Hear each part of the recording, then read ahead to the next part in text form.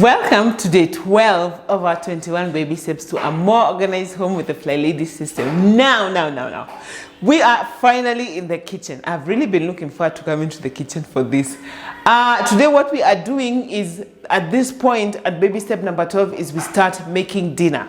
This is not the time for you to start figuring out how to make dinner.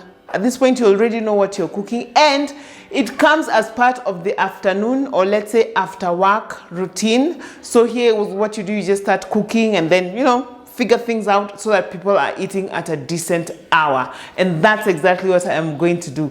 Obviously, if you have a house help, you must be wondering, how come I'm doing everything? What will my house help do?